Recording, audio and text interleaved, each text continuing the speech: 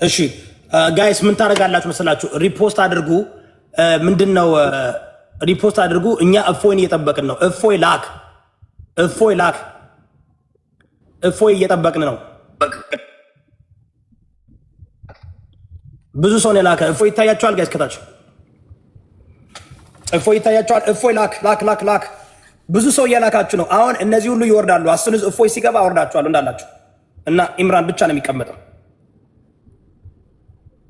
ሞዴሬተሮች እፎይን ካያችሁ አስገቡት። እሺ በጣም ብዙ ሰው እያላከ ነው። አካውንት ስለሚያስቸግረው ብዙ ጊዜ በተለያየ አካውንት ነው የሚመጣው። እፎይን ካያችሁ ለዲቤት በትልቁ አካውንት አይመጣም።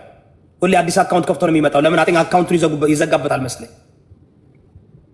እዚህ ጋር 12000 ሰዎች አላችሁ። ሁላችሁም ታፕታፕ አድርጉ። ቤቱን ፎሎ አድርጉ። ይሄ ቤት የእናንተ ብዙ ነገር ታገኙበታላችሁ፣ ብዙ ነገር ትማሩበታላችሁ። ፎሎ አድርጉ። ቤቱን ፎሎ ያደረጋችሁ ሰዎች ካላችሁ 12000 ሰዎች አላችሁ። ፎሎ ያደረጋችሁ ቤቱን ደግሞ ጋይስ በትናንሽ ጊፍት ስጡ። ትናንሽ ነገር ትላልቅ ነገር አለም። የትላልቅ ሰዎች አሉኝ እኔ ታውቃላችሁ። ለትላልቅ የሚሆናል ትናንሽ ነገር ዝም ብላችሁ ሳምንቱን በሙሉ ምንም አልተጠየቃችሁም። ጀስት ቫይራል እንዲወጣ ነው። ቫይራል እንዲወጣ ይታያላ። ቫይራል ሞዴሬተሮች እፎይ ካያችሁ እፎይ እንዲገባ አድርጉ። እሺ እፎይ እንዲገባ አድርጉ። አረ ብዙ ሰው ነው የላከው። እንዴት ነው ይሄ? እኮ ነው ችግሩ እኮ። ቲክቶክ ግን እንትን ማድረግ አለበት፣ የሆነ ሲስተም መኖር አለበት። የምንፈልገው ሰው ብቻ እንዲልኩ ማድረግ ምን አያችሁ? የሁሉ ሰው በቃ በስመ አብ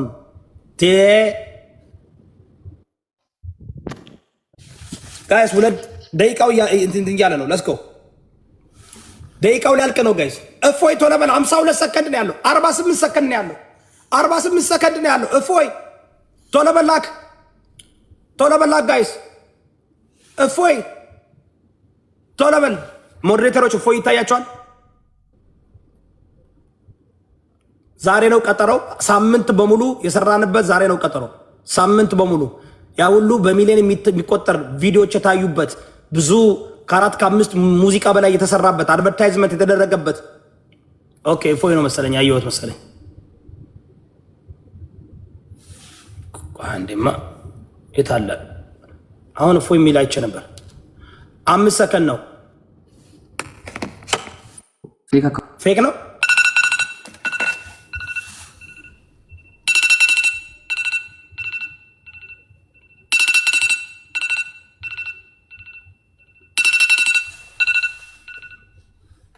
ኦኬ 5 ደቂቃ ኤክስትራ ሰጠናል።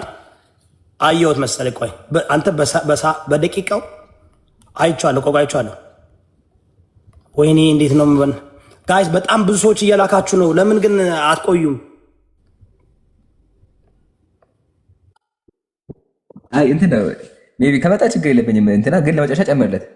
ለመጨረሻ ይፎ አይደለም በተለያየ አካውንት ስለመጣ እኮ ነው። ሁሉ ጊዜ በእንትን ነው የሚመጣው። አይ አካውንቱ በጣም ሳምንቱ ነው ይኸውልህ፣ የእፎይ የሚሉ አካውንቶች እንዳሉ ለምን እንደሆነ እንትን ያደርጋሉ።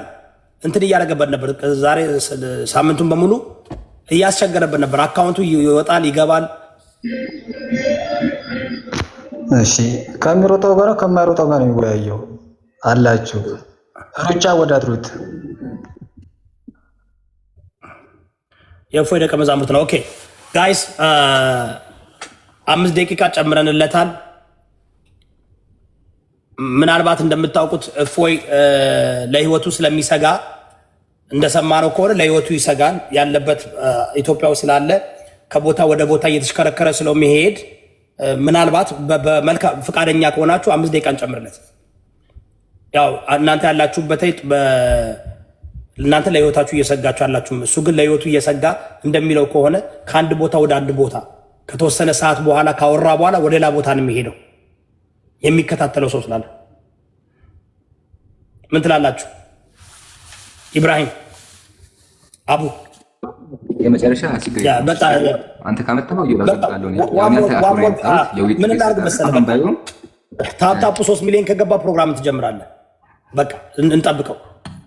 ምክንያቱም እኔ በጣም አዳልታል ብለው በጣም ብዙ ነው ያሰቃዩኝ ሳምንቱን በሙሉ። ለምን መድገም የምፈልገው ነገር አለ።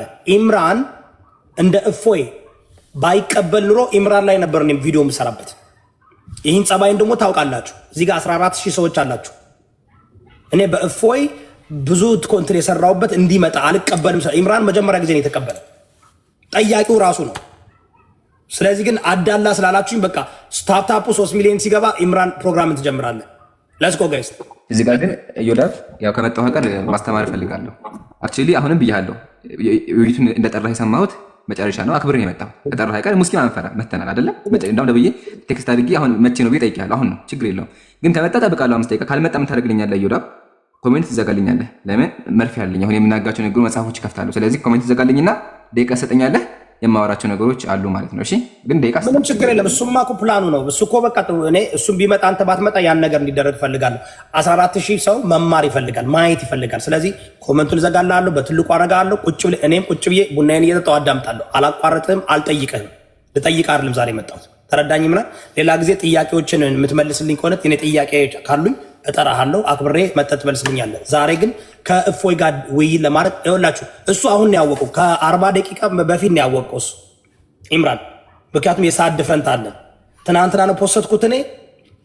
እሱ መቼ ነው አለኝ። እንዴ 1 ሰዓት ነው የቀረ አልኩት። ማሳየት ይችላል። 1 ሰዓት ነው የቀረ አልኩት። በቃ ምንም ማድረግ አልችልም። 1 ሰዓት እኔ 1 ሰዓት ነው የሚቀር። ምክንያቱም አዳላ እያሉ እየተናገሩ ስለሆነ ለእሱ ሳልነግረው ነው የሰራው። ለማንም ሳልነግር እዚሁ ከሞዴሬተሮች ጋር ተነጋገርን፣ ፖስትኩኝ። የመጨረሻ ጊዜ ነው። ከእፎይና ከኢምራን እጅ ወጣለሁ ዛሬ ነው። እፎይ 400,000 ሰው ብቻ ጋይ 3 ሚሊዮን ከገባ ፕሮግራሙን ይጀምራል። ለዝጎ ታፕታፕ አድርጎ አንዴ 3 ሚሊዮን ከገባ ፕሮግራሙ ይጀምራል። 3 ሚሊዮን ታፕታፕ ከገባ እነዚህ ሰዎች ደቂቃውን ባረገው ይሻል ነበር። ደቂቃውን ባረግ ይሻል ነበር እንዴ። በመቼው 207 ገባችሁ። 3 ሚሊዮን ግቡ። ለማዳመጥ ሪኮርድ ለማድረግ ተዘጋጁ። ሪኮርደሮች የኔ ሪኮርደሮች ወደ 10 ሪኮርደሮች ታዩኛላችሁ። ጥሯቸው። እኔ ወደ 130 አካውንት ነው ያለኝ።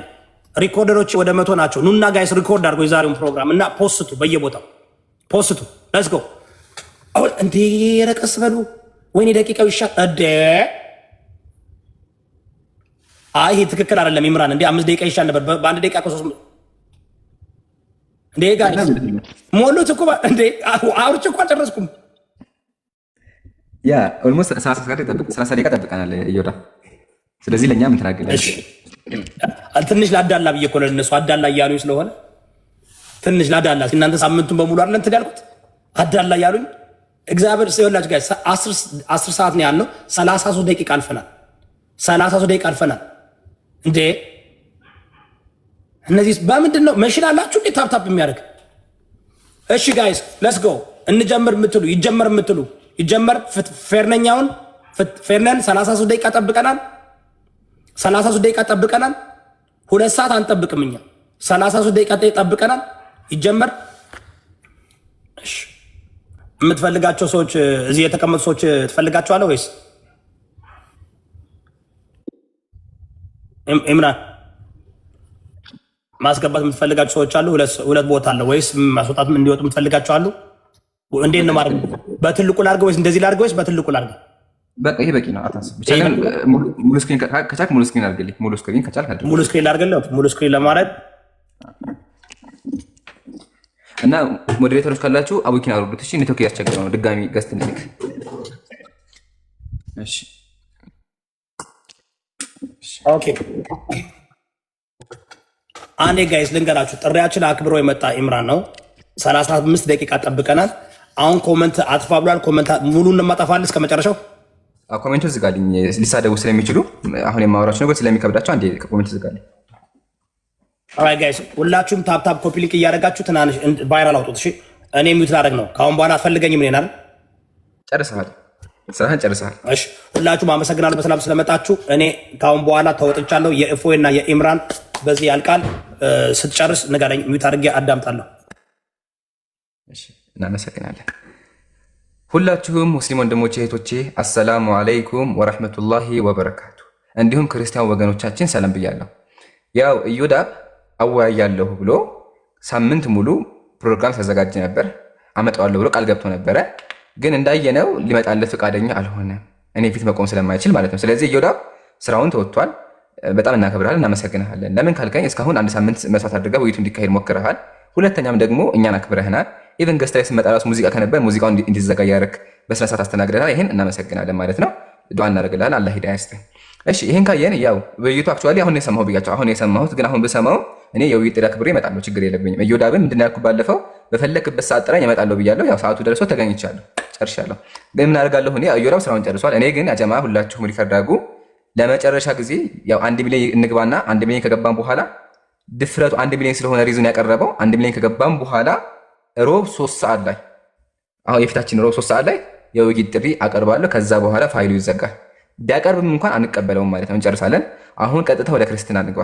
ክርስቲያኖች ኮሜንት ላይ ሲሳደቡ ምናምን ነበር፣ እኛ ግን እንደዛ ኮሜንት አንመልስም። ጀስት ትምህርት ላይ ነው ፎከስ የምናደርገው። እሺ አልሐምዱሊላህ ወሰላቱ ወሰላሙ አላ ረሱሊላህ። እኛ ሙስሊሞች አምላካችን ሀያል እንደሆነ አምላካችን አንድ እንደሆነ እናምናለን። አምላካችን ቁርአን ላይ ምን አለ? ኢነኒ አነላህ አለ፣ እኔ አላህ ነኝ አለ። አላህ ማን ነው ስንል ደግሞ ሁወ አላሁ አለዚ ላ ኢላሃ ኢላሁ፣ እሱ አላህ ነው ከሱ ውጭ ሌላ አምላክ የለም ብሎ ተናገረ። ቀጥሎ አምላካችን ቁርአን ላይ ምን አለ? ቁል ሁወ አላሁ አሐድ በሉ አለ፣ እሱ አላህ አንድ ነው አለ። ስለዚህ ሙስሊሞች የምናመልከው አምላክ አንድ ነው። ባህሪያቶቹ ከሁሉ የላቀ ጥራት የተገባው ሱብሃነሁ ጥራት የተገባው አምላክ አለ። ይሄን ካየን ግን ወደ መጽሐፍ ቅዱስ ስንመጣ አምላክ በተገቢ ሁኔታ አልተገለጸም። አምላክ በተገቢ ሁኔታ አልተገለጸም። አምላክ ተንቋሿል የሚል ማስረጃ ተቀርባለሁ። ከምን ልጀምርላችሁ? መጽሐፍ ቅዱስ የሚናገረው አንድ ንግግር አለ። ትንቢተ ኢሳይያስ ምዕራፍ 42 ቁጥር 14 ላይ እግዚአብሔራቸው ምን አለ? መጽሐፍ ቅዱስ ላይ ከድሮ ዘመን ጀምሮ ዝም ብያለሁ፣ ዝም ብዬም ታግሻለሁ፣ አሁን ምጥ እንደያዛት ሴት እጮሃለሁ ይላል። አምላካቸው ምን አለ? እንደ እርጉዝ ሴት እጮሃለሁኝ እያለ ይናገራል። ጥያቄ አምላካችሁ ምን ቢሆን ነው እንደዚህ የሚጮኸው? እውነት አምላክ እንደ እርጉዝ ሴት ይጮሃል የሚል ጥያቄ አቀርባለሁ። ይሄን ካያችሁልኝ ተጨማሪ እግዚአብሔር አንድ የሚናገረው ንግግር አለ። በደንብ አዳምጡ። ይሄን ንግግር ምን አለ እግዚአብሔር? በእውነት ኤፍሬም ለእኔ የከበረ ልጅ ነው አለ። ትንቢተ ኤርምያስ መጽሐፍ ቅዱስ ትንቢተ ኤርምያስ ላይ ምን አለ? በእውኑ ኤፍሬም ለእኔ የከበረ ልጅ ነውን? ወይስ የተወደደ ሕፃን ነውን? በእርሱ ላይ በተናገርኩ ቁጥር አስበዋለሁ። ስለዚህ አንጀቴ ታወከችለት፣ ርኅራሄም እራራለታለሁ ይላል እግዚአብሔር። እግዚአብሔር አንጀቱ ታወከ። የእግዚአብሔር አንጀት ይታወካል። ጥያቄያችን አምላካችሁ ይታወካል? ክርስቲያን ወገኖቻችን ፕላስ አምላካችሁ አንጀት አለው? ይሄ መልሱልኝ። ክርስቲያኖች አንጀት ሲባሉ ምሳሌያዊ አነጋገር ነው፣ አንጀት የለውም ይላሉ። ግን መጽሐፋቸውን ስንከፍተው እግዚአብሔር አንጀት እንዳለው ያምናሉ። በመጽሐፋቸውም ጽፈው አስቀምጠዋል። ማስረጃ ላቅርብላችሁ፣ ተመልከቱ። አሁን የከፈኩላችሁ መጽሐፍ ታያችኋል። ይሄ መጽሐፍ እዩት በደንብ። ሰይፈ ሥላሴ ሰይፈ መለኮት ተብሎ የሚጠራ መጽሐፍ ነው። ምን የሚል ነገር እናገኛለን? ተመልከቱ። ስንከፍተው ይሄ መጽሐፍ እንዴ እግዚአብሔር ከርስ እንዳለው ቃል በቃል ከርስ እንዳለው ተቀምጧል። ከርስ አለው እግዚአብሔር፣ እሱን ላውቃላችሁ። እዚህ ያው አብ ወልድ መንፈስ ቅዱስ ሆይ የፍጡራን ሁሉ ከርስ አይደለም የፍጡራን ሁሉ ከርስ ለፈጠረ ከርሳችሁ ሰላምታ ይገባ ይላል። ያው እዚህ ጋር ተመልከቱ። አብ ወልድ መንፈስ ቅዱስ ሆይ የፍጡራን ሁሉ ከርስ ለፈጠረ ለማይመረመር ከርሳችሁ ሰላምታ ይገባ ይላል። ስለዚህ ክርስቲያኖች አምላክ ብለው የሚያመልኩት አካል ምን አለው? ያው እንዳያችሁት ከርስ አለው። አያችኋ? ከርስ አለው። እግዚአብሔር ከርስ አለው። ይሄን የተናገረው ደግሞ መጽሐፋቸው ነው። እግዚአብሔር ምን አለው ሌላ ግን ከርስ ብቻ ነው እንዴ ካላችሁ፣ ወይ ክርስቲያን ወገኖቻችን አይደለም፣ ከርስ ብቻ አይደለም ያለው። ምን አለው ተላሳያችሁ። እዛ መጽሐፍ ላይ ምን ይላል? አብ ወልድ መንፈስ ቅዱስ ሆይ እግዚአብሔር ሆይ ቅዱስ እግዚአብሔር ኃያልና የሚያስፈራ አይኑ እንደ እሳት የሚነድ እሱ አንድ ቅዱስ ነው አለ። እግዚአብሔር አይን አለው። አይኑ ደግሞ የሚያስፈራ የቀላ ነው። ቀይ አይን ነው ያለው። እንደምታውቁት ምሳሌ ሰካራሞች አይናቸው ይቀላል። እንደዚህ አይነት ቀይ አይን አለው ብሎ ይናገራል። ያው ቀይ አይን አለው ይላል። ቀጥሎ ምን ይላል? ቅዱስ ቅዱስ እግዚአብሔር የራስ ፀጉሩ እንደ በረድ የነጻ ነው አለ። እግዚአብሔር ምን አለው? ነጭ የሆነ ፀጉር አለው ማለት ነው። ይሄ የነሱ መጽሐፍ ነው። ቀጥሎ ምን እናገኛለን ስንል ተመልከቱ። በጣም ብዙ ነገሮች አሉ። ምሳሌ ጥፍር፣ እግዚአብሔር ጥፍር አለው፣ ጣትም አለው። ጣትና ጥፍሩ ደግሞ እኩል ናቸው። ተመልከቱ ምን ይላል ቀጥሎ? አብ ወልድ መንፈስ ቅዱስ ሆይ ከጥፍሮቻችሁ ጋር፣ ጥፍር ማለት ያው የድሮ አማርኛው ትርጉሙ ጥፍር ማለት ነው።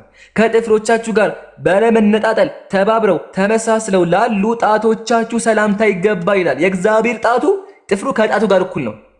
እዚህ ጋር ያለው ጥፍሩ ከጣቱ ጋር እኩል ነው። which means በጣም ረጅም ነው ማለት ነው። ክርስቲያን ወገን አምላኬ ብለህ የምታመልከው አካል ረጅም ጥፍር አለው ትለኛለህ። ቀጥሎ ተመልከቱ ምን እንደሚል። አብ ወልድ መንፈስ ቅዱስ ሆይ በአሳ መባቅት ለሚራመድ ጫማችሁ ሰላምታ ይገባል። ጫማችሁ ኤክስትራም አለው። ያው ጫማ እግዚአብሔር ጫማ አለው። እግር አለው። ያው ተመልከቱ። አብ ወልድ መንፈስ ቅዱስ ሆይ ብርሃናትን ለተጎናጸፉ የእግር ተረከዛችሁ ሰላምታ ይገባል። እግዚአብሔር ተረከዝና እግር አለው። ለእግሩ ደግሞ ጫማ አለው።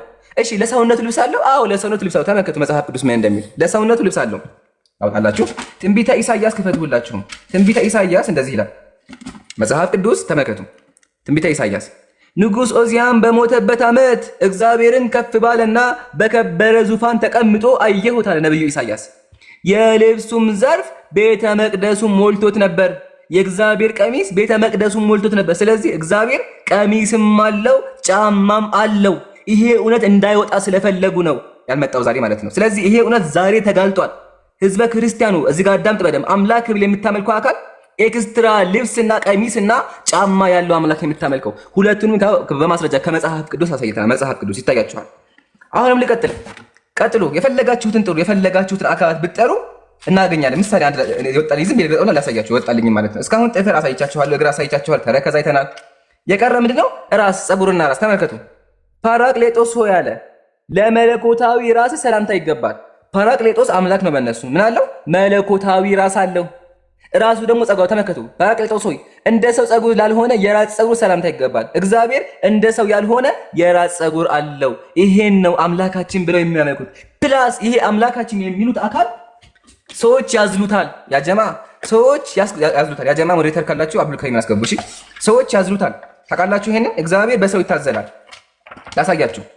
ይሄ መጽሐፍ ፊት ለፊት ያለው ገድለ አቡነ መንፈስ ቅዱስ መጽሐፉን ይዩት። ይሄ ነው መጽሐፉ። ከነንትኑ ማሳየት እንችላለን። እዚህ ጋር የምናገኛለን እግዚአብሔርን ያዘለው አለ። ያው ከነ ስዕሉ እግዚአብሔር ታዝሎ፣ ክርስቲያን ወገን ይሄ ነው አምላክህ ታዝሎ። ማን ያዘለው? አቡነ ገብረ መንፈስ ቅዱስ። ራቁታችሁ ልብስ አይለብሱም። ይሄ ሰውዬ ልብስ ያለበሰ ራቁት የሆነ አካል አምላክህን አዝሎታል። አብ ወልድ መንፈስ ቅዱስ። ይሄ አብ ነው፣ ይሄ ወልድ ነው፣ ይሄ መንፈስ ቅዱስ ነው። ሶስቱ አምላኮቻችሁ ታዝለዋል። ያው የታዘለ አምላክ ነው ያላችሁ። ላሳያችሁ ምን እንደሚል። አባታችን ገብረ መንፈስ ቅዱስ ተነስቶ መላእክት እንደተናገሩት ወደ ዝቋላ ተራራ ሄደ። በመንገድም 3 ሽማግሌ ደክመው በጥላ ስር አርፈው አገኘ። ያረፉበትም ተራራ እንደ ፀሐይ ያበራ ነበር። አባታችንም አይቶ በልቦናው እሰወራችኋለሁ ብሎ አሰበ። ይሄ ሰውዬ እነዚህ ተቀምጠው ነበር፣ ደክማቸው አምላኮች ማለት ነው። ከዛ እደበቀለስ አዩትና ተመከቱ። ቀጥሎ ምን እንደሚል እባክህን አትለፈን፣ አንዳንድ ምዕራፍ ያክል አዝለህ ውሰደን እያሉ አሰምተው ተናገሩ። ቀርበን ባያቸው ጊዜ መላ ሰውነታቸው በሽበት የተሸፈነ የደከሙ ሽማግሌዎች፣ እነዚህ አምላክ ናቸው፣ የደከመ ሽማግሌ መሆናቸውን ተረዳ። አንዱን አዝሎ ሄደ። ጥቂት እልፍ እንዳለ ሽማግሌው አባታችን እህል ስለማትበላ ውሃ ስለማትጠጣ ይደክምሃል፣ ከዚህ አስቀምጠኝ አለው። አምላክ ነው የሚናገረው። እሺ አባታችንም ወዴት ታውቀኛለህ አለው። ሽማግሌውም ተመልሰ ሄደ ባልንጀሮቼን ሰማችሁ? ባልንጀሮቼን ተመልሰ ሄደ አምጣልኝ አለው። ይሄኛው አምላክ ምን አለው? ባልንጀራ አለው። 3 አምላኮች አሉ። ይሄኛው አምላክ ለዚህኛው አምላክ ባልንጀራ ነው። ቢላህ አለይኩም ምን አይነት አምላክ ነው ባልንጀራ ያለው? ተመልከቱ። 3ቱ ሽማግሌዎች ተነስተው ቆሙ። ለአባታችን አቡነ ገብረ መንፈስ ቅዱስ በአንድነት በሶስትነት ተገለጹ አለ። ስለዚህ አምላኮች ተገልጠው ታዝለዋል። የመጨረሻ ጉድ ኢብራሂም አለ። ኢብራሂም ለስተላላችሁ ወንድሞች አለው። ከባድ የምትለው ነገር ምንድን ነው? ከባድ ማለት የምትፈልገው ስለ እግዚአብሔር? አረ በጣም ብዙ ማይ ነው። ምን ብዬ አማርጠኝሽ? ምርጫ አስተኝ እኔ ለማለት አምላክ የተበላ እሺ፣ ምረጣ ወይን ተራን ትመርጣለህ? የኔ ምርጫ ይስተኝ መጀመሪያ። እሺ ተናገረው። ቀጥልሽ። አምላክ የተበላበት አንደኛ፣ ሁለተኛ አምላክ ሰይጣን ያዘዘበት፣ ሶስተኛ አምላክ የተሰቃየበት። ኦኬ አይ በጣም ከባዱ አምላክ በሰይጣን መታዘዙ፣ ይሄ በጣም ይከብደኛል ለኔ። እስቲ እሱን አሳይልኝ። ቀላል፣ በጣም ቀላል። መጽሐፍ ቅዱስ ትንቢተ መጽሐፈ ኢዮብ ምዕራፍ 2 ያው መጽሐፈ ኢዮብ ምዕራፍ 2 እግዚአብሔርም ሰይጣንን አለ። እግዚአብሔር ሰይጣንን ምን አለው? በውኑ ባሪያዬ ኢዮብን ተመለከትከውን? በምድር ላይ እንደሱ ያለ ፍጹም ቅን እግዚአብሔርን የሚፈራ ከክፋት የራቀ የለም። በከንቱ አጠፋው ዘንድ በእርሱ ላይ ምንም ብታንቀሳቅሰኝም አለው። የክርስቲያኖች አምላክ ማን አንቀሳቀሰው? ሰይጣን አንቀሳቀሰው። የተናገረው ማን ነው? ራሱ እግዚአብሔር አለው ያለው ማን ነው? እግዚአብሔር ሰይጣን አንቀሳቅሰኛል ብሎ አመነለት። ስለዚህ የክርስቲያኖች አምላክ ሰይጣን ያንቀሳቅሰዋል። ይህን የምታመልኩት አይታችኋል። አቡኪ ምን ላሳይ? ከዚህ በፊት ስትናገርም ሰምቻለሁ። እንደ ቆሎ ነው ተበልተዋል አይነት ነገር ማለት ነው። እሷ በጣም ወሳኝ ናት። አስባችሁታል? አምላክ መበላት ማለት ገብቶ ዳይጀስት ያደርግና ከዛ ኤክስክሬሽን አለ ይወጣል ማለት ነው። ስለዚህ ያንን እስቲ አለ ብለህ ስለምትናገርም አደገኛም ነገር ስለሆነ እኔ ያን ነገር ፕሪፈር አደርጋለሁ። እሺ ወንድሜ አቡከር ምንድን ነው ያለኝ? አቡበከር አምላክ የተበላበት አለ እንዴ? እንደ ባቄላ የተበላበት አለ እንዴ የሚል ነው። አዎ አለ። ማን? ታላቁ አባት ዘርአብሩክ ምን አደረጉ? አምላክን እንደ ባቄላ በልተዋል። ገድለ ዘርአ ብሩክ መጽሐፉን ሙስሊም በመጽሐፍ ነው የሚያወራው። እንደነሱ ቻጅቢት አይጠቀምም። ቻጅቢት አንጠቀም። ተመልከቱ አምላክ የተበላበት ጥቅምት በገባ በ3ኛው ቀን ብፁዕ አባታችን ዘርአ ብሩክ በስላሴ ስም የተሰራች ቤተክርስቲያን ሲያጥን በእግዚአብሔር ትእዛዝ 3 ዕንቁዎች አገኘ። 3 ባቄላ ነገር አገኘ። እሺ ያ ጻድቅ አባታችንም ከፀሐይ 7 እጅ የሚያበሩ 3 ዕንቁዎችን ባየ ጊዜ እጅግ ደስ አለው፣ ተደሰተ።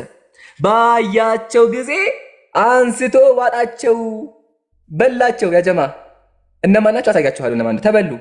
3ቱም ዕንቁዎች በሆዱ ውስጥ ቀን በእርሱ ብርሃን ቆዩ። ከዛ በኋላ በእርሱ ብርሃን ተሞላ። ያም ጻድቅ አባታችን በሆዱ ውስጥ ያሉ የ3ቱ ዕንቁዎች ምስጢር ሳያውቅ ብዙ ጊዜ ቆየ። ከዚህም በኋላ በብዙ ቀን የ3ቱ ዕንቁዎች ምስጢር ተገለጠለት። አዳምጡ። እነዚህ ባቄላና 3 ባቄላ የተበሉት ባቄላ እነማን ናቸው? ይሄ ሰውዬ ባቄላ በልቷል። እነዚህ ባቄላ እነማን ናቸው? ተመልከቱ እነማን እንደሆኑ። እነዚህ የዋጣቸው ዕንቁዎች በዕንቁዎች ተመሰሉ እንጂ ዕንቁዎች እንዳልሆኑ አወቀ። ታዲያ ምንድን ናቸው?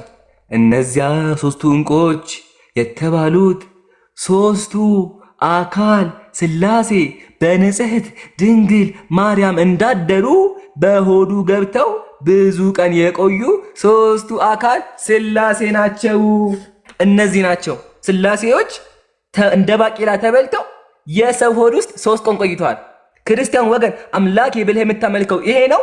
ህዝበ ክርስቲያን ዲያቆኖቻችሁም እንዳይወራ የፈለጉት ይሄ ነው። ግን አልሐምዱሊላህ ዛሬ 17 ሰው ይሄን እውነታ ሰምቷል።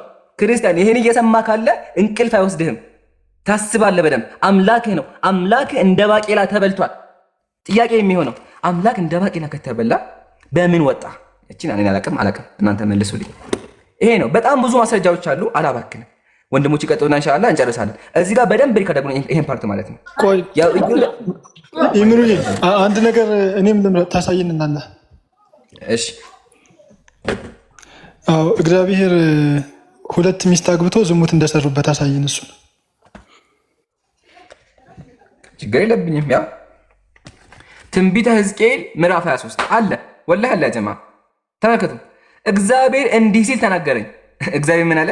የሰው ልጅ ሆይ ከአንድ እናት የሚወለዱ 2 እህትማማቾች ነበሩ። እነርሱ በወጣትነታቸው ወራት በግብፅ ሲኖሩ ክብርናቸው አጥተው በመዋረድ አመንዝራ ሆኑ። ከእነርሱ ታላቂቱ ኦሖላ ትባል ነበር፣ እርሷም ሰማርያ ነች። ታናሽቱ ደግሞ ኦሖሊባ ትባል ነበር፣ እርሷም ኢየሩሳሌም ነች። እኔም 2ቱን አግብቼ ልጆች ወለዱልኝ ይላል። ማን? ጀለሴን የተናገረው ማለት ነው። ተመልከት። እግዚአብሔር ምን አለ? 2 ሴቶች ነበሩና እህትማማች ናቸው። እህትማማች አገባ እግዚአብሔር። ልጆች ወለዱልኝ። መጽሐፍ ቅዱስ ትንቢተ ሕዝቅኤል ምዕራፍ 23። ከዛ ተጣሉ። በምን ተጣሉ? ተመልከቱ። የተጣሉበት ምክንያት ብልቶቻቸው እንደ አህያ ዘራቸውም እንደ አለሌ ፈረስ ሆኖ በፍትወት የሚቃጠሉ ወንዶች ተማረከች ያለ። እግዚአብሔርን ከዳችሁ። ለምን ከዳችሁ? ብልታቸው እንደ አህያ የሆነ ተከተለችው። ወላሂ መጽሐፍ ቅዱስ ነው። 1977 ማለት ነው። አይታችኋላ? መጽሐፍ ቅዱስ ትንቢተ ሕዝቅኤል ብልቶቻቸው ላይ ይናገራል። አውዙ ቢላህ ይቅርታ፣ በጣም ይለቃሉ፣ ግን መጽሐፍ ቅዱስ ነው። ስለዚህ ማስረጃ አቅርበናል። ጨርሻለሁ።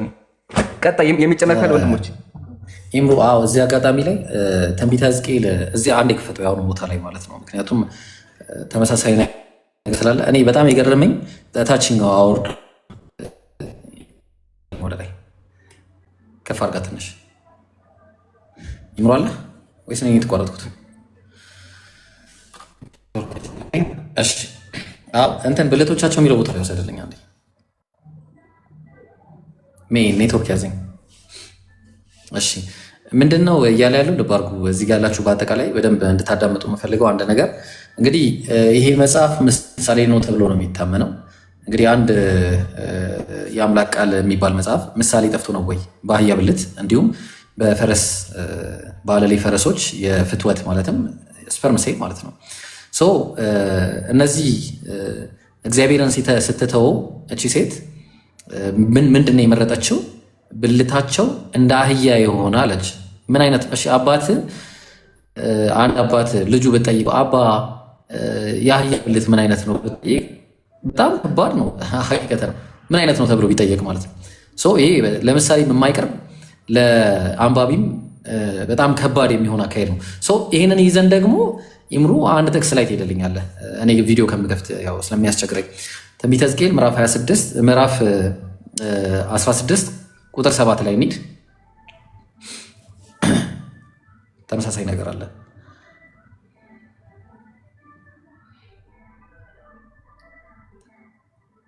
እሺ እዚህ ጋር ያላችሁ ሁላችሁም እዚህ ጋር ያለነውን ፎሎ አድርጉ። ሁላችንም ንጽጽር የምንሰራ ልጆች ነን።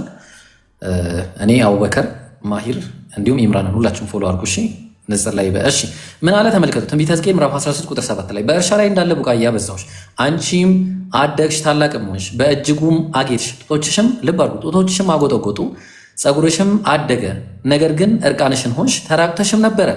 ልብ አድርጉ። ስለዚህ አሁን ይሄን አየና ምን አለ? በአንቺ ዘንድ ባለፍኩና ባየሁሽም ጊዜ እነሆ ጊዜሽ የፍቅር ጊዜ ነበረ፣ እኔም መጎናጸፊያዬን በላይሽ ላይ ዘረጋው፣ እሺ ሀፍረተ ስጋሽንም ከደንኩ አለ። እግዚአብሔር ነው የሚለው። ልብ አድርጉ። ምሳሌ ነው።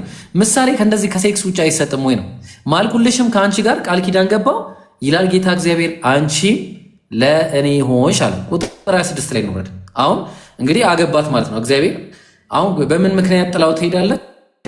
ተመልከቱ ያጀማ ቁጥር 26 ላይ ብልታቸው ነው። አሁን ልብ አድርጉ። ይህም ብልት ስጋ ብለው ነው እንትን ያሉት። በትክክል የሚለው እንግሊዝኛው ላይ ብልት ብሎ ነው የሚያስቀምጠው እንደ ብራይሱ ማለት ነው። ብልቶች ከጎረቤቶችሽ ከግብፃውያን ጋር አመነዘርሽ፣ እኔንም ታስቆጭ ዘንድ ግልሙትናሽን አበዛሽ ይላል።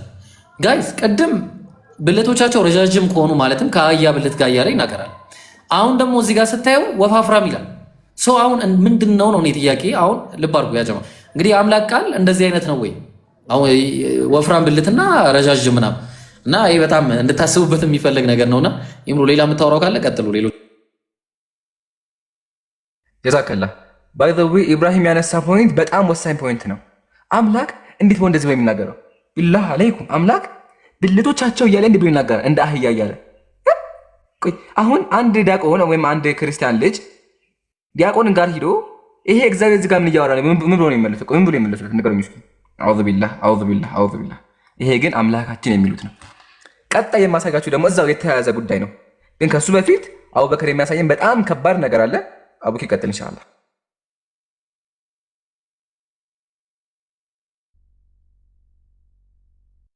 አሁንም ላስመረጥ። አንደኛ አምላካቸው ከንፈር ስሞ የገደለበት አለ አንደኛ። ሁለተኛ አምላካቸው እስከ 30 ዓመቱ ድረስ ጡት ይጠባበት አለ። ሶስተኛ ደግሞ አምላክ የአምላክ ባህሪያት በቃ አምላክ የሰከረበት አለ። ከሶስቱ ምረጥ። ሙስሊም በማስረጃ ነው ሶስቱም አለ። አንደኛ አምላክ የወንድ ከንፈር ስሞ የገደለበት ወላሂ አለ። እሺ ይቅርታ ስድብ እንዳይመታችሁ ፕሊዝ ክርስቲያኖች እባካችሁ በስሜት አትዩት። እሺ ወገኖች ማስረጃ ቀርባለሁ። እሺ አንደኛ። ሁለተኛ ደግሞ አምላክ እስከ 30 ዓመቱ ጡት የጠባበት አለ። የመጀመሪያው ይሁን። ሶስተኛ አምላክ እንደ ሰካሪ ተባለበት አለ። ምረጥ። የመጀመሪያው ይሁን። አይ ጥሩ። እሺ የመጀመሪያው ምንድነው? አምላክ ሰው ስሞ ገድሏል ያልኩት አይደለ? ማስረጃ ላይ አቅርብ። ያው ገድለ አቡነ ሀብተ ማርያም በብፁዕ ወቅዱስ ሊቃነ ጳጳስ ዘኢትዮጵያ ወአጨጌ ዘእንበለ ተክለ ሃይማኖት አቡነ ማትያስ የታተመ መጽሐፍ ነው። እሺ እዩት። ምን ይላል? ይህንን ካለው በኋላ ጌታችን አፉን 3 ጊዜ ሳመው። ያም ጊዜ ከመድኃኔዓለም ጣዕም የፍቅር የተነሳ ነፍሱ ከስጋው ተለየች ይላል። ሰምታችሁኛል? ቅዱሳን ሰምታችኋል?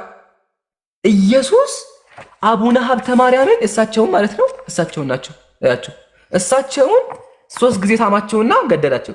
ከፍቅሩ ጣዕም የተነሳ ነፍሱ ከስጋው ተለየ። ሞቱ ሰውየው ተሰሙ ሞቱ። አዑዙ ቢላህ። ይሄ ነው አምላክ የሰዎችን ከንፈር እየሳመ ይገላል። ምንድን ነው ኢየሱስ ምን ሆነ? መጽሐፍ ላይ ክርስቲያን ወገን ይሄን መጽሐፍን ካድ ወይም ደግሞ ምን እንደሆነ እንዲያስረዱ ዲያቆናቸው ላክ። አንደኛ። ሁለተኛ ደግሞ የመጨረሻ ኢየሱስ እስከ 30 ዓመቱ ጡት ይጠባ ነበር ብያለሁ።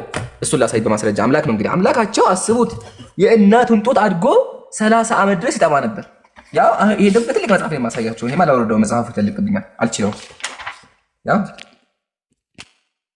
ይታያችኋል። ይሄ መጽሐፍ ነው ሃይማኖተ አበው ይባላል። ይሁት መጽሐፉ ምን ይላል? ዘዮሐንስ ላይ ይሁት የልደቱ ነገር ሰው ሊያውቀው ሊናገረው አይችልም። የአካል እድገት ፍጻሜ እስከሚሆንበት ዘመን 30 ዓመት ድረስ ጡት ጠብቶ በስጋ በየጥቂቱ ማደግን ወደደ።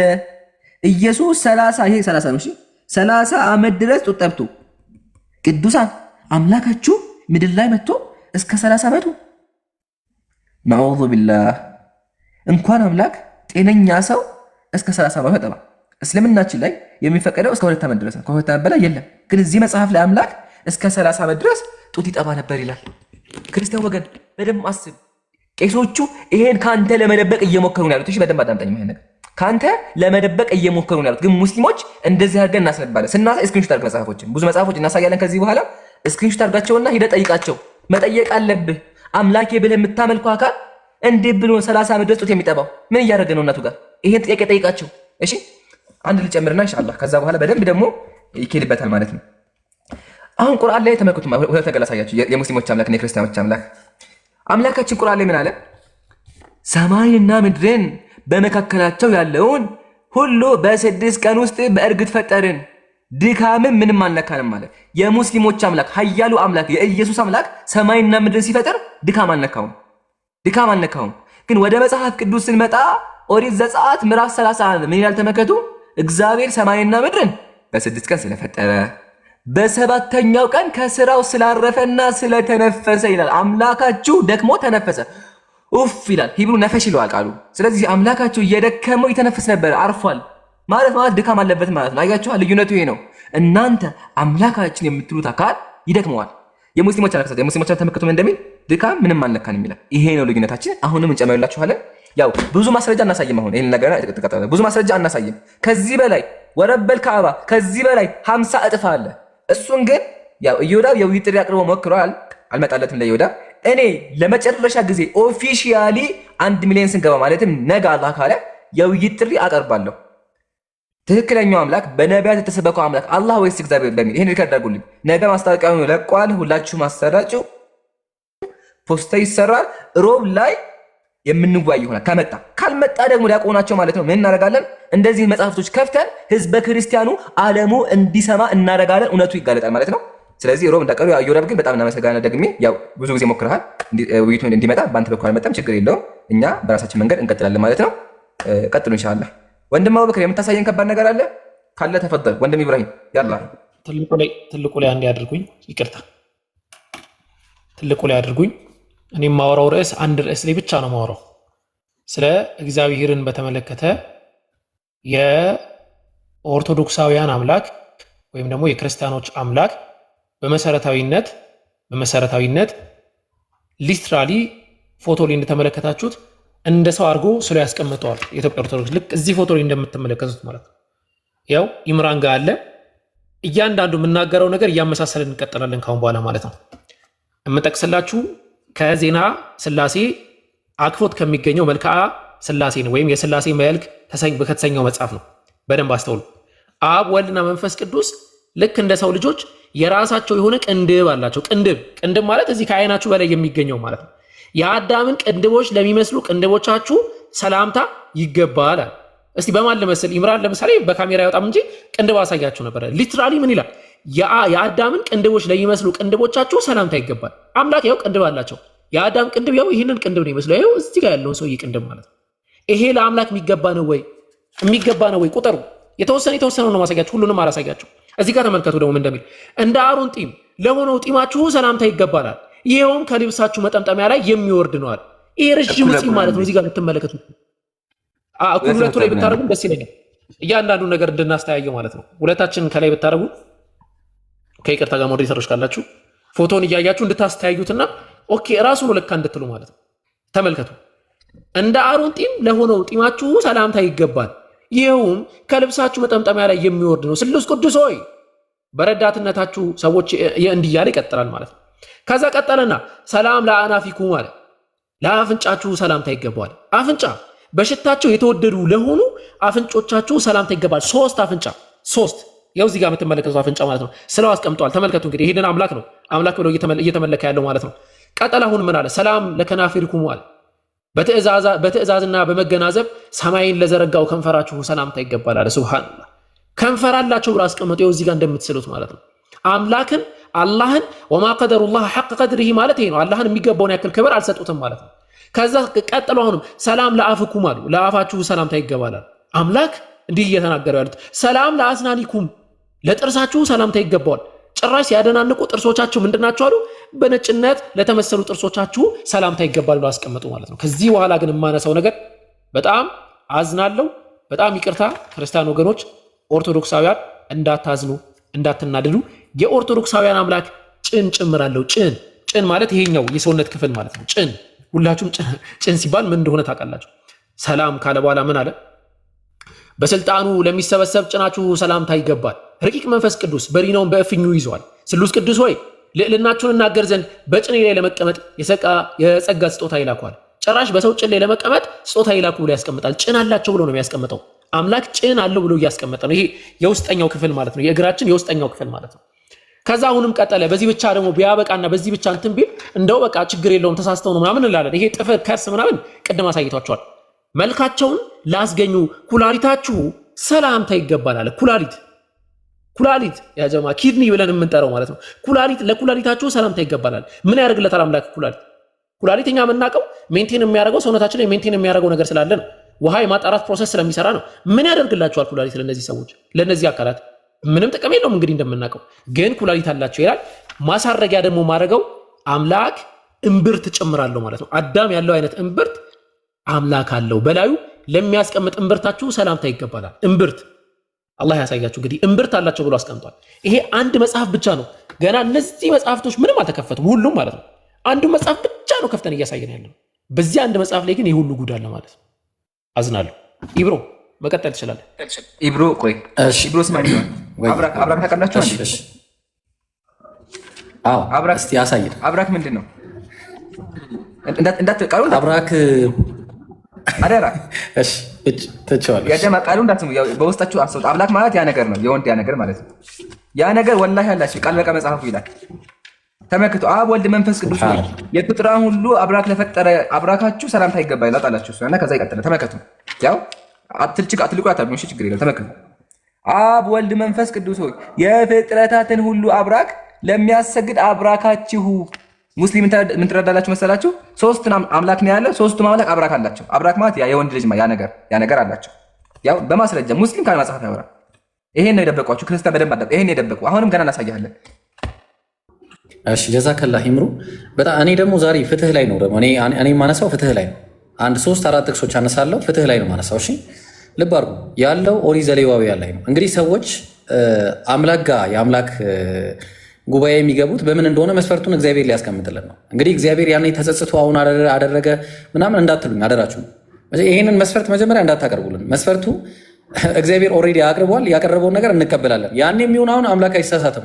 ሰው ምን አለ? ኦሪት ዘሌዋውያን ምዕራፍ 21 ቁጥር 16 ላይ እግዚአብሔር ሙሴ እንዲህ ብሎ ተናግረዋል። በዛ ዘመን ብትሆኑ ምን ትላላችሁ? ለአሮን እንዲህ ብለህ ንገረው፣ ከዘር በትውልዳቸው ነውር ያለበት ሁሉ የአምላኩን እንጀራ ያቀርብ ዘንድ አይቅረብ አለ። እነማ እውር እንዳትመጣ፣ እውር ከሆንክ እንዳትመጣ እግዚአብሔር ቤት። አንካሳ የምታነክስ ከሆንክ ምናምን እንዳትሄድ። አፍንጫ ደፍጣጣ፣ አፍንጫ ችግር ካለበት ይሄ ጎራዳ ምናምን ከሆንክ ጭራሽ አፍሪካዊ ምናምን እንዳለ ይሄ ፊሊፒንስ ቻይኒዝ ፒፕል ምናምን እንዳለ አይገባም። ልባሩ ትርፍ አካል ያለው ይሄ ትርፍ አካል 6 ሰዓት 10 እጅ ምናምን ካለ ምናምን አትገባም። ወይም እግረ ሰባራ አጋጣሚ እኮ ነው እግረ ቢሰበር ምናምን አገባም እግዚአብሔር ጉባኤ። ከዛ እጀ ሰባራም ከሆነ በቃ የልብህን አይደለም የሚያዩ አካል ነው የሚታየው። ጎባጣ ጉብጠት ካለብህ ወይም ድንክ ይሄ እንግዲህ ፈልግ አይደለም አጭር ያደረገው ራስን ቀጥቅጠ። አይነ መጭማጫ እንግዲህ ታውቃላችሁ ቻይና፣ ጃፓን እነዚህ ሁሉ አይገቡም። እከካም የከት ችግር ካለብህ፣ ቋቁቻ ካለብህ ወይም ደግሞ ጃንደረባ ማለት ታውቃላችሁ ብልቱ የተቆረጠበት። በማንኛውም አይነት ሁኔታ ሰዎች ብልታቸው ሊቆረጥ ይችላል። ስለዚህ ነውረኛ እንዳይቀርባል። ለምንድን ነው የማይቀርበው ታውቃላችሁ? ነገር ግን ነውረኛ ነውና። ሲጀመር ነውር ነው እንዴ? ይሄ አለመኖር ነውር ነው እንዴ? አንካሳ መሆን ነውር ነው? እውር መሆን ነውር ነው? እሺ ነገር ግን ነውረኛ ነውና መቅደሶቼን እንዳያረክስ ወደ መጋረጃው አይግባ። እንዳያረክስ ብራዘር ታረክሳለህ እያለ ነው መጽሐፉ። ምንድን ነው የሚሻላችሁ? እንዳታረክስ ነው። በቃ አንተ ታረክሳለህ። ኦኬ ልቀጥል። ሁለት ጥቅስ ነው የምጨምርላችሁ። ኦሪት ዘዳግም ምዕራፍ 23 ቁጥር 1 እና 2 ላይ ምን ይላል? እኛ አይደለም የኢብራሂም መጽሐፍ አይደለም ጋይስ፣ የአምላክ መጽሐፍ ነው። ይኸው መጽሐፉ ይኔ አይደለም። ቀቁ ሊላ ያው እንግዲህ እኔ አላነበውም። ይሄኛው የተቀጠቀጠ ብልቱም የተቆረጠ ወደ እግዚአብሔር ጉባኤ አይግባ አለ። ምንድን ነው ችግሩ ነው ማለት? ብልቱ መቆረጥና መቀጥቀጥ፣ ይሄ ነገር መቀጥቀጡ ምንድን ነው ከእግዚአብሔር ጋር የሚያገናኘው ነገር? ምንም የሚያገናኘው ነገር የለም እንዴ። ለምን ነው አይግባ የሚባለው ነው ጥያቄያቸው። ፍትህ ነው ወይ? አይደለም። ዲቃላ ወደ እግዚአብሔር ጉባኤ አይግባለ። ምን አጠፋ ዲቃላው? ያጠፉት እኮ እናትና አባቶች ናቸው። ዲቃላው ምን አደረገ? እናትና አባቱን አልተባበረም፣ አንሶላ አላጋፈፋቸው። ምንድን ነው ጥፋቱ? ልጁ የተወለደው ምን አገባው እሱ? እስከ 10 ትውልድ ነው የማይገባው። ደግሞ እስከ 10 ትውልድ ድረስ ወደ እግዚአብሔር ጉባኤ አይግባለ። ዋይ ምን አረገ ይህ ሰውዬ? ይህ ልጅ ምን አረገ? እውነት አምላክ ፍትሃዊ ነው ወይ? በጣም ትልቅ ጥያቄ ነው ያለን። ስለዚህ እንግዲህ እኔ ጥያቄ በጣም ከባድ ነው። ይሄ አሁን እዚህ ጋር ያሉት ሰዎች የማይገቡበት ምክንያት አልተገለጸልንም። ሶስተኛ የመጨረሻ ብዙ ነገር ነው ያለው እንደ ነገር ግን 3 ላንሳና ይበቃኛል ማለት ነው። ሌሎች ወንድሞች ይቀጥላሉ። አንደኛ ሳሙኤል አይ ቲንክ ሁለተኛ ይመስለኛል። ኦፕስ እሺ እንትኑ ሄደ። ቆይ አንድ ጊዜ የታለ ይኸውና። እሺ አይ ቲንክ ሁለተኛ ሳሙኤል ምዕራፍ 11 ላይ ከቁጥር አይ ቲንክ 4 አካባቢ ይጀምርና ታሪኩ ይነግረናል ማለት ነው። እንግዲህ ዳዊት ታስታውሱ እንደሆነ አንድ የደፈራት ሴት ነበረች። ዳዊትም ልኮ ስለ ሴቲቱ ጠየቀ። አንድ ሰው ኦኬ፣ ጉዳዩ ከዚህ ነው የሚጀምረው።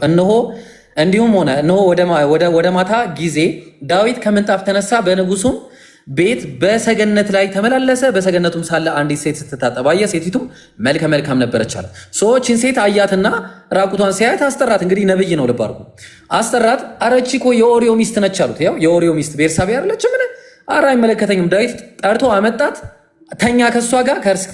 ከርክሰቷም ነጽታ ስለነበረ ከእሷ ጋር ተኛ። ሰው አስገደዳት፣ ሴቲቱም አረገዘች። አሁን ዳዊት እንግዲህ በቃ ባልየው ሲመጣ በቃ ምንድን ያደርገው? ከአንዳንድ ማለት ነው ለባልየው ደብዳቤ ጽፎ በእጁ ሰጠው፣ በራሱ እጅ ከፍቶ እንዳይነግሮ። ከዛ በኋላ ለጀነራሉ አስላከ፣ እንዲገደል አደረገ ማለት ነው። ኔክስት ምዕራፍ ላይ ነው አሁን ትልቁ ቁም ነገር ያለው። ሁለት ወንጀል ሰርቷል ይህ ሰውዬ ዳዊት። እንግዲህ ዳዊት ምን አደረገ? አንደኛ ሴቲቱን ደፍሯል ያለ ፍቃዷ። ሁለተኛ ደግሞ ምን አደረገ?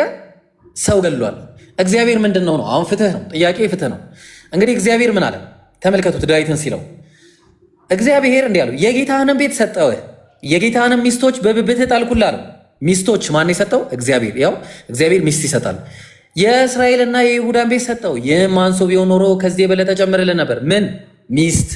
ሚስት ጨምርልህ ነበረ። ከዛስ አሁንስ በፊቱ ክፉን ነገር ትሰራ ዘንድ የእግዚአብሔር ነገር ለምን አቃለልክ?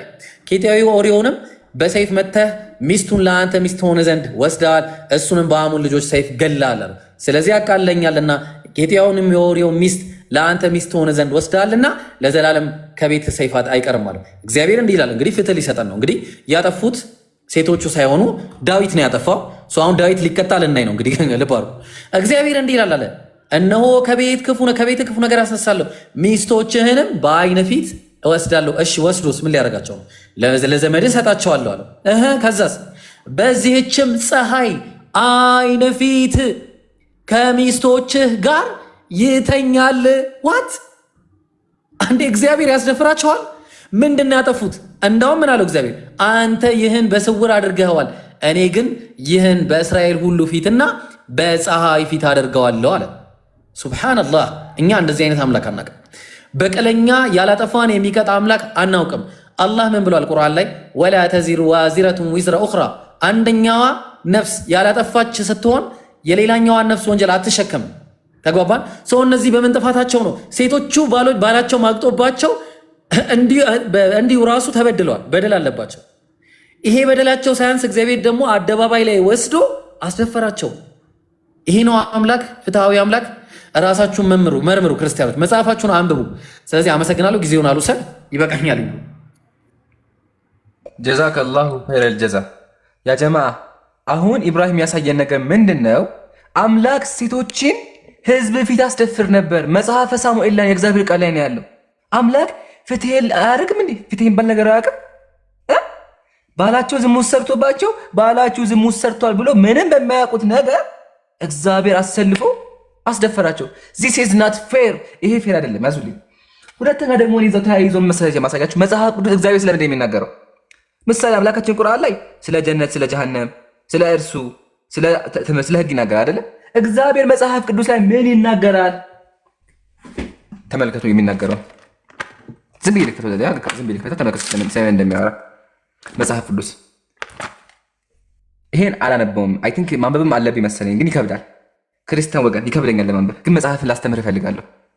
ይቅርታ ታደርግልኛለህ። የእግዚአብሔር ቃል የማነበው እንዳይደብርህ እሺ። መጽሐፍ ቅዱስ ያው ምን ይላል? የዳሌዎችሽ አቀማመጥ በአንጥረኛ እጅ እንደተሰሩ ናቸው። እምብርትሽ የወይን ጠጅ እንደማይጎልበት እንደተጠነጠጠ ጽዋ ነው። ሆድሽ እንደ ስንዴ ክምር ነው። ሁለቱ ጡቶችሽ እንደ ሁለት መንታ ሚዳቋ ግልገሎች ናቸው ያለ እግዚአብሔር ስለ እንትን የሚያወራው መጽሐፍ ቅዱስ ላይ። እግዚአብሔር ለምንድን ነው ስለዚህ አይነት ነገር የሚያወራው? ስለ አንድ ሴት እንትን ጥያቄ የሚሆን ይሄ እዚህ ውስጥ ምን ያደርጋል? ይሄ እኮ ሁለት ፍቅረኛሞች የሚያወሩት ሚስጥር እኮ ነው። ከዛ የሚያሳዝነው ነገር መሳች ሴቲቱ ምናች ይሄን ሰማች ላይ ሴቲቱ ተመልከቱ ያለችውን ልጄ ወንድሜ ና ወደ መስኩ እንሂድ፣ ወይኑ አብቦ እንደሆን እንመልከት፣ በዚያ ጡቶቼን እሰጥሃለሁ። ዋት ዘ ሄክ ምን እየተከናወነ ነው ያለው? እግዚአብሔር ውስጥ ምን እዚህ ውስጥ ምን አስገባው? ያ ጀማ ወንድየው እንትንሽ ያምራል አላት፣ እሷ ደግሞ እሰጥሃለሁ አለችው። ከዛ ተመልከቱ፣ በዚህ እኮ አታቆም፣ በዛ አታቆም። ቀጥላ ማያሽ ተመልከቱ። ቀጥላ ምን አለች? እኔ ቅጥር ነኝ እንደ ግንብ ናቸው ትላለች። ምን ማለት ነው? እግዚአብሔር ምንድን ነው እዚህ ጋር ይሄ የሚያወራው? ከዛ የሚያሳዝነው ግን መሳቸው እግዚአብሔር ስለዚህ ሁላ ነገር አውርቶ በየትኛውም የመጽሐፍ ቅዱስ ክፍል ላይ እኛ አምላኮች ሶስት ነን ብሎ አያውቅም። ሰምታችሁኛል? እግዚአብሔር ስለዚህ ዕቃ መቀመጫ ምናምን አውርቶ ግን መጽሐፍ ቅዱስ ላይ ስለ ሥላሴ አልተናገረም። እኛ አምላክ አላለም። እነዚህ አምላክ የሚባሉት ነገሮች እንኳን እኛ ለመላእክቶች አልተገለጸም። ለመላእክቶች ላሳያቸው። መላእክቶች ራሱ አምላካቸው ምን እንደሆነ ሰዎችም እንትኖችም አያውቁም። ተመልከቱ። ይሄን ሊከ አድርጉልኝ። ሰይፈ ሥላሴ ሰይፈ መለኮት መጽሐፉን ይዩት። ፔጅ 203 ላይ ሚስጥር አለ ከሰውና ከመላእክት ከማንኛውም ፍጥረት የተሰወረ ነው አለ። የአምላክ ሚስጥር ይሄ ስለ አምላክ ሶስቱ አምላክ የሚባለው ነገር እንኳን ሰዎች ይቅርና መላእክቶችም አይገባቸውም።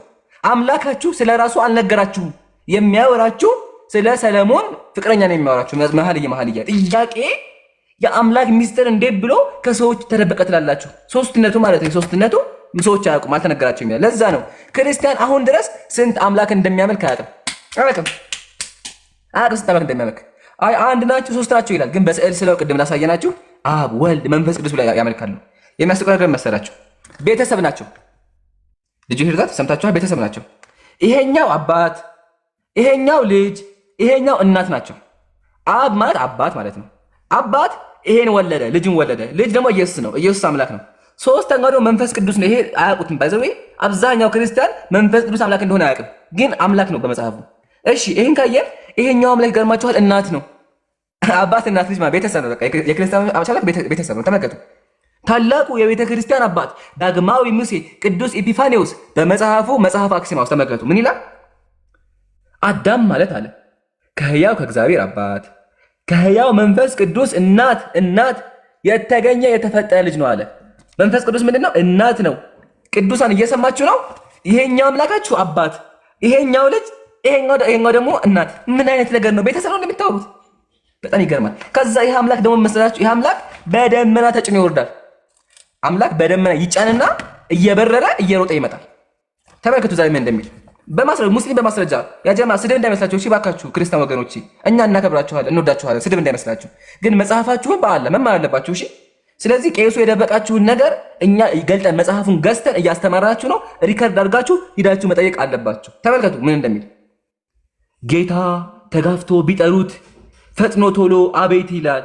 በብርሃን ደመና ተጭኖ ወርዶ አዳም አዳም ብሎ ጠርቶ ምን ሆን ካለው ይላል። እግዚአብሔር አምላካችሁ በደመና ተጭኖ ያው ተጭኖ አምላክ ተጭኖ ይመጣል። ቅዱስ ክርስቲያኖች አዳምጡ። አምላካችሁ ተጭኖ ይወርዳል። ተጭኖ ወርዶ አዳም አዳም ይላል። አምላክ ደመና ላይ ተጭኖ ይወርዳል።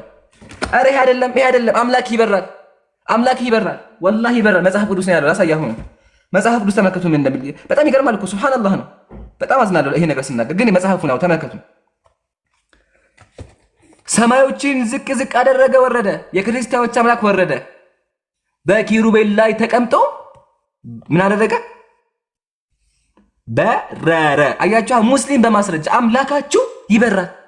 ምን እየተከናወነ ያለው? ያው በመልአክ ላይ ሆኖ ኪሩቤል ላይ ተቀምጦ ይበራል። ኪሩቤል መልአክ ነው። እሱ ላይ ወጣበትና ይጋልባል ማለት ነው። ይበራል እሱ ላይ ሆኖ። ይሄ ምን አይነት አምላክ ነው ክርስቲያን ወገን? ይሄ እንዴት ነው ያልገባኝ ነገር ይሄ ነው። ምንድነው? ምን እየተከናወነ ያለው? ኢቭን ደግሞ ይሄ ነገር ነቢያቶቹ እንዳይገባቸው ነቢያቶቹን የእግዚአብሔር ነቢያት እግዚአብሔር ያወዛግባቸው ነበረ።